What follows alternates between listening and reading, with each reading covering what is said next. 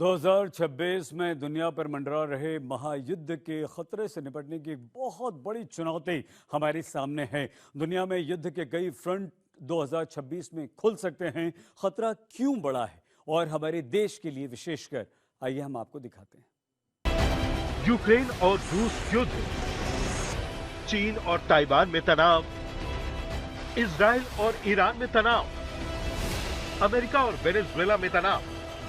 2026 की शुरुआत दुनिया के अलग अलग हिस्सों में जबरदस्त तनाव के बीच हुई। रूस और यूक्रेन युद्ध में यूरोप की एंट्री किसी भी वक्त हो सकती है। चीन और ताइवान के बीच जारी तनाव में अमेरिका की एंट्री हो सकती है। ईरान और इजराइल में बढ़ता तनाव एक बार फिर दुनिया की महाशक्तियों को आमने सामने खड़ा कर सकता है।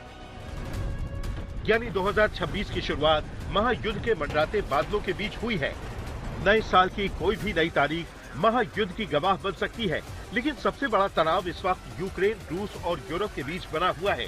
भले ही ट्रंप के शांति प्रस्ताव को लेकर लगातार वार्ता चल रही है।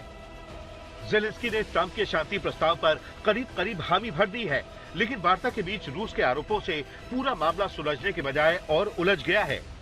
रूस का आरोप यही है कि यूक्रेन ने राष्ट्रपति पुतिन को निशाना बनाते हुए उनके घर पर ड्रोन से हमला करने की कोशिश की।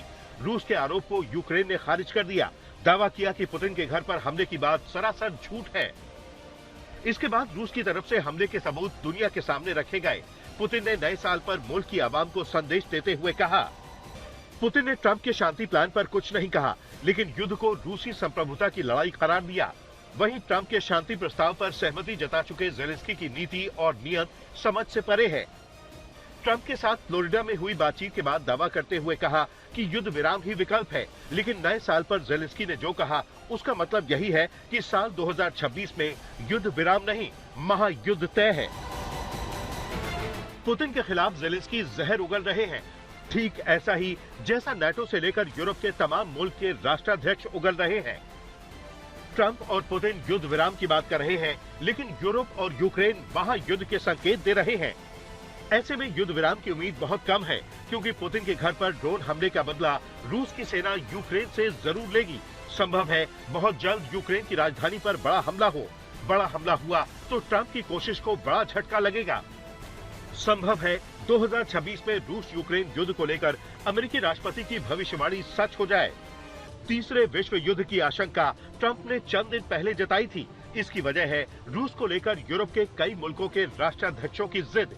ट्रंप ये साफ कर चुके हैं कि यूक्रेन को अमेरिकी हथियार नहीं मिलेंगे और न ही अमेरिकी सैनिकों की तैनाती यूक्रेन में होगी।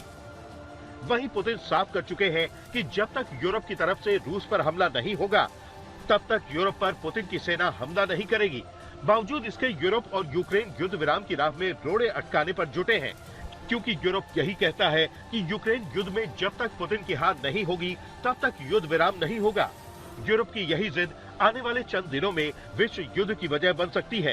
यानी 2026 में दुनिया के लिए सबसे बड़ी चुनौती तीसरे विश्व युद्ध के मंडराते खतरे से निपटने की है। आज तक ब्यूरो।